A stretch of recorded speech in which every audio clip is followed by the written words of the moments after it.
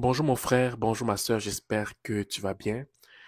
Aujourd'hui, je viens encore une fois de plus t'apporter une nouvelle que j'ai pu lire et que j'aimerais partager avec toi parce que tu es très important pour moi et mon objectif c'est que la communauté afro-caribéenne s'intègre convenablement ici au Québec et au Canada pour que nous puissions être à la longue une communauté unie et qu'on n'ait pas de la difficulté à se partager des informations en fait. Donc raison pour laquelle non seulement je suis retourné aux études pour pouvoir me spécialiser sur tout ce qui est aspect social, tout en me mettant à jour en ce qui concerne les informations dans la société, afin de t'informer de ce qu'il en est, pour que tu sois à jour dans ce qui se passe et que tu prennes des décisions en conséquence, en fait. Donc, si toi tu m'écoutes d'Afrique ou des Caraïbes, enregistre-toi sur le lien que tu vas voir en bas, c'est sur YouTube, que tu vas voir en haut, c'est sur Facebook, ou bien si tu m'écoutes sur TikTok, tu viens sur la page Facebook ou YouTube pour écouter ce que j'ai à te dire. Ok, tu t'enregistres, on va faire des rencontres Zoom, puis tu vas voir les dates, puis fait que tu t'enregistres, puis après on va pouvoir se parler tranquillement. Et aussi, il faudrait savoir qu'on va juste communiquer par courriel, parce que je me rends compte que s'il n'y a pas WhatsApp, s'il n'y a pas ces choses-là extérieures, les gens sont un peu dépaysés, fait que habituez-vous à recevoir des courriels pour que vous puissiez répondre et qu'on puisse s'entendre de cette façon-là, en fait. Donc aujourd'hui, si vous avez déjà vu le titre, c'est un article qui est sorti le 16 décembre, ok, et qui parle de la crise du logement et de l'inflation. Et que cela, ça touche beaucoup de jeunes parce que la majeure partie des jeunes partent dans des maisons d'hébergement. Et pour vous mettre dans le contexte, les maisons d'hébergement ici sont des maisons qui sont des fois destinées. Il y a des maisons d'hébergement pour des femmes qui sont peut-être battues, qui sont peut-être oppressées dans leur foyer. Il y a des maisons d'hébergement pour des hommes, il y a des maisons d'hébergement pour toute personne qui a perdu son logement. Il y a des maisons d'hébergement pour des jeunes. Fait que ces maisons-là ont pour but d'aider les gens de façon temporaire afin que ces personnes-là aussi puissent revenir sur leurs pieds et avancer dans la vie comme il se doit en fait. Et aujourd'hui, on va parler des maisons d'hébergement des jeunes qui sont de plus en plus occupées par des jeunes à cause de l'inflation. OK? Et quand je lisais ça, ça me faisait penser à la jeunesse qui a la belle habitude de prendre rapidement son indépendance et se chercher dans la vie. Donc, au travers de cette vidéo, je voulais simplement te dire que arrête de te mettre la pression pour ces temps-ci. S'il faudrait que tu restes encore plus longtemps chez ton père ou chez ta maman pour que tu puisses avoir un plus grand élan afin d'aller plus loin dans la société, fais-le. Parce que non seulement tu vas aider ton parent, ok, par rapport à tout ce qui est facture et tout ça, ça va aussi l'aider au niveau de la charge de la maison, mais aussi ça te permet de mieux te préparer par rapport à la crise qui se passe à l'échelle internationale en fait. Ok? Jeunes gens, écoute-moi très bien. Jeunes afro-caribéens, écoute-moi très bien. Arrête de penser présentement au fait que non, je vais prendre mon indépendance, j'ai 18 ans, j'ai 19 ans, j'ai 20 ans, je dois sortir, je dois me développer par mes propres ailes, c'est une très bonne chose. Mais maintenant, les cartes ont changé. Parce que tu risques de commencer quelque chose et ne pas terminer la chose comme il se doit. Donc, si tu dois sortir de la maison du papa et de maman, sors en ayant tout pensé d'avance pour que tu ne puisses pas être surpris de revenir à la maison parce que tu auras comme un sentiment personnel qui va être comme en mode down. Mais si tu sors de façon très préparée et que tu t'en vas parce que tu as mis en avant aussi le fait qu'il y a une crise, ben là, c'est autre chose en fait. Donc, aujourd'hui, on va parler de la crise du logement et de l'inflation et des maisons d'hébergement pour jeunes de plus en plus occupées. En pleine crise du logement et crise du coût de la vie, les services des maisons d'hébergement pour jeunes en difficulté et sans abri sont de plus en plus sollicités. On a dit les services de maisons d'hébergement pour jeunes en difficulté. Parce que quand tu vas entendre ça, tu vas te dire que non, c'est seulement les sans-abri qui font ça. Non, on a bien spécifié qu'il y avait des jeunes en difficulté. Après, on a mis et, conjonction de coordination, sans abri. Donc, ça veut dire que il y a des jeunes qui sont comme toi et moi, qui n'ont pas de difficultés, qui ont un emploi, qui ont tout, mais à cause de la crise et des difficultés actuelles, ils sont obligés d'aller dans des maisons d'hébergement et il y en a d'autres qui sont des sans-abri. OK? Voilà. C'est le cas notamment des auberges du cœur qui viennent en aide aux jeunes pour qu'ils sortent de l'errance ou afin d'éviter qu'ils se retrouvent à la rue tout en favorisant leur intégration sociale. Les jeunes qui ont recours à ces services sont souvent sans filet social et ne disposent pas d'aide de leurs proches alors qu'ils veulent se sortir d'une situation problématique sans avoir nécessairement des ressources pour le faire. Donc, une des choses qui me frappe sur cet article, c'est le fait que ces jeunes-là ne sont pas abandonnés. Je veux dire, ils n'ont pas décidé de se laisser seuls comme ça, à eux-mêmes. Ils ont décidé de se prendre en main. Mais malgré le fait qu'ils ont décidé de se prendre en main, ils n'ont pas de soutien qui va avec. C'est ça qui me frappe. Je veux dire que, parce qu'on pourrait lire de prime abord que quand on parle des maisons d'hébergement, ce sont des jeunes qui sont des voyous, des jeunes qui se droguent, des jeunes qui sont désobéissants envers leurs parents, comme nous on est dans la communauté, là, l'histoire que on doit respecter nos parents, là, bref. Donc, de prime abord, c'est ce qui pourrait ressortir. Mais ici, on te dit que, alors qu'ils veulent se sortir d'une situation problématique sans avoir nécessairement les ressources pour le faire. Ça veut dire que ce sont des jeunes consciencieux comme toi et moi, ayant eu des difficultés, mais qui n'arrivent pas à trouver les moyens de les résoudre et qui font en sorte qu'ils se retrouvent dans la rue et ils sont obligés d'aller dans des maisons d'hébergement pour jeunes aussi. OK? Voilà. Donc, ça veut dire que les préjugés, on les met de côté. C'est le cas d'Isabelle, 40 ans. Elle est plus que jeune, mais elle est en difficulté, qui est sortie d'un centre d'accueil à 18 ans et qui s'est retrouvée sans ses repères. Ne voulant pas retourner chez ses parents, c'est là où moi j'attire ton attention.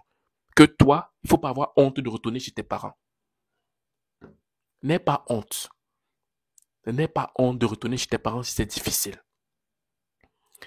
N'aie pas honte de dire papa, maman, c'est difficile. Je risque de reprendre la petite chambre dans laquelle j'ai vécu avec toi, la maison dans laquelle tu te trouves, l'appartement dans lequel tu te trouves, afin de me redonner une forme de fondation pour redécoller dans la vie.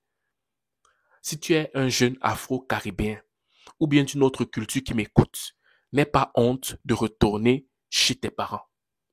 On dit ici, c'est le cas d'Isabelle, ne voulant pas retourner chez ses parents. Ça veut dire que si Isabelle retournait chez ses parents, elle pourrait peut-être avoir une bonne base sociale, de bons repères pour pouvoir décoller dans la vie, ou bien pour pouvoir redécoller dans la vie. Je ne juge pas Isabelle, mais moi je dis, parce que je ne sais pas c'est quoi ses relations avec ses parents, je ne suis pas en train de la juger. Mais je dis que toi, en tant que jeune afro-caribéen, si tu es au Québec ou au Canada, ok, fais tout pour, si tu as cette possibilité-là, de retourner chez tes parents pour que tu puisses aussi décoller. Ou bien si tu es jeune, tu as 18 ans, 19 ans, ne cours pas pour partir simplement parce que la vie n'est plus pareille. Ce n'est pas parce que tes amis font que toi tu vas faire. Si tu sens que toi tu es encore fragile, s'il te plaît, ne pas écouter les moqueries des gens pour te dire que oui, mais moi j'ai 20 ans, j'ai déjà mon appartement, on s'en fout de ça. Toi, vaut mieux te préparer et partir à 23 ans que de partir précipitamment pour prouver à tes amis que tu es responsable. Parce que la crise ne pardonne pas. Ok? Elle souhaitait toutefois avoir de l'aide et s'est promenée dans plusieurs centres d'hébergement sans avoir l'aide dont elle avait besoin avant d'arriver dans une auberge du cœur. J'allais dans une première maison d'hébergement, raconte-t-elle. À cet endroit, on m'avait dit que j'avais peut-être trop de troubles de santé mentale et qu'on ne pouvait pas me garder, donc on m'a envoyé dans une autre maison et dans une autre. Ensuite, j'ai été dans une autre qui était spécialisée en santé mentale. Mais quelques mois plus tard, on m'a dit que mon trouble de santé n'était pas assez important pour que je sois ici, continue-t-elle. Les auberges, elles, ont décidé qu'elles ne me lâcheraient pas. Les auberges de cœur offrent beaucoup d'aide aux personnes qui en ont besoin, mais la fin de leur cheminement peut être difficile alors qu'il est difficile pour eux de trouver un logement abordable, ce qui en force plusieurs à faire des choix difficiles. Je ne veux pas que tu sois dans une atmosphère où tu dois faire des choix difficiles parce que tu dois prouver aux gens. Et aussi, ça me pousse à faire un message pour nos parents. La majeure partie de nos jeunes frères et sœurs, là, qui sont vos fils et vos filles, là, parfois sont dans la dépression. Pourquoi? Parce que vous ne les écoutez pas. Oui, mais à ton âge, là, tu n'as pas vu l'enfant de l'autre, à son âge, il fait déjà ça, il fait déjà ci. Non, les enfants ne sont pas pareils. Ne mets pas ton enfant dans le même panier que les autres. ton enfant est spécial, ton enfant est particulier. Et si tu te mets à juger ton enfant par rapport aux autres, tu risques de détruire ton enfant et il va tomber dans la santé mentale, comme Isabelle. Oui, il aura un problème mental. Parce que la dépression détruit beaucoup de gens ici, là, en Amérique du Nord. Et la dépression, des fois, due à quoi? Due au fait que tu cherches tellement la solution, tu essaies de trouver la solution à tes problèmes, mais tu ne trouves pas. OK? Donc, parents, s'il vous plaît, prenez vos enfants des fois avec des pincettes sans pourtant les juger par rapport à d'autres enfants. Écoutez-les parfois. Parce que leur réalité, là, des fois, peut vous étonner. Et s'ils ne viennent pas vous parler, c'est parce qu'ils sentent que vous ne pouvez pas les écouter. Ils ressentent que s'ils vous disent c'est ce qu'ils veulent dire là, vous n'allez pas les écouter, vous allez les juger bien au contraire. OK? Il y a 5 ans, c'était possible, mais avec la crise du logement et le coût du logement, c'est très difficile et ces jeunes-là vont souvent faire des choix déchirants. Si dans leur parcours, ils se sont orientés vers un retour aux études, c'est sûr que de se loger et d'aller à l'école, c'est comme impensable. Ce qui est vrai. Ce qui est vrai. Parce qu'un jeune doit payer ses études. Ou bien du moins il est en prêt et bourse. Mais avec le prêt et bourse qu'on te donne, tu peux pas payer ton logement. Impossible. Tu vas payer ça comment? Parce qu'il faut quasiment travailler à temps plein pour pouvoir payer ton appartement.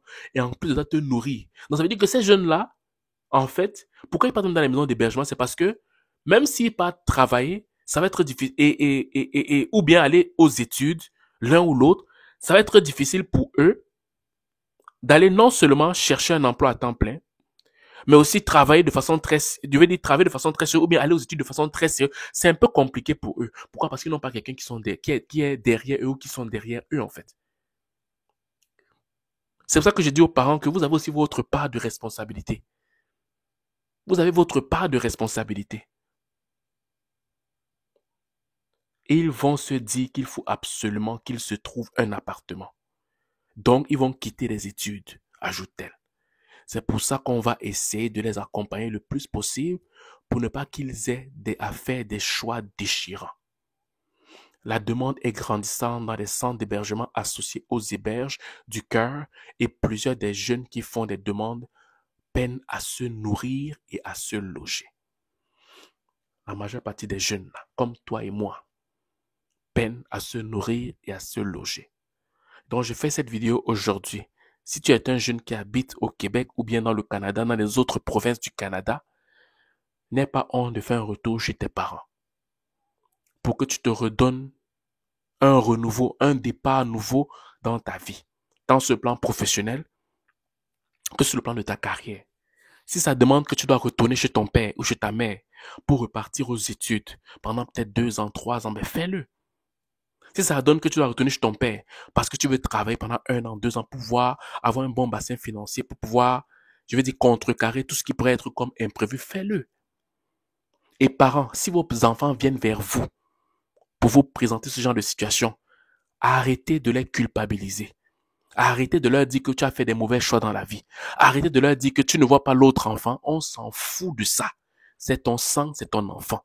Il a besoin de toi pour pouvoir redécoller dans la vie. Parce que la différence qu'il y a entre ton enfant et toi, c'est le fait que toi, tu n'as pas vécu cette crise comme elle est là présentement. Donc, tu as eu le temps de pouvoir emmagasiner, de pouvoir mettre de l'argent de côté, de pouvoir payer la maison comme il se doit, de pouvoir acheter la maison à un certain montant, ce qui n'est plus le cas maintenant. Donc, papa, tu dois aussi prendre tes responsabilités. Même si ton enfant a 35 ans, 40 ans et que tu as 60 ans, oui, vous allez partager les factures, mais il doit rester sur le toit pour redécoller dans la vie s'il le veut. S'il le faut, je veux dire. Voilà. Donc, c'est ce que je vais te dire aujourd'hui. Jeune, ne te décourage pas. Tu n'es pas un loser. Si les gens veulent te juger, libre à eux, mais toi, bâtis-toi une fondation comme il faut. Parents, n'abandonne pas ton enfant. C'est ton sang et il a besoin de toi. Il n'a pas besoin des maisons d'hébergement qui font un excellent travail que vous étiez censé faire en fait. Voilà. Donc, pour toutes les personnes qui nous écoutent d'Afrique et des Caraïbes, enregistrez-vous, ok, sur les liens que vous allez rencontrer. C'est sur YouTube, c'est en bas. C'est sur Facebook, c'est en haut. C'est sur TikTok. Vous venez sur ma page Facebook ou YouTube pour vous enregistrer pour la prochaine rencontre virtuelle. Voilà. Sur ce, je vous souhaite de passer une excellente journée ou une excellente soirée, dépendamment du lieu où vous m'écoutez.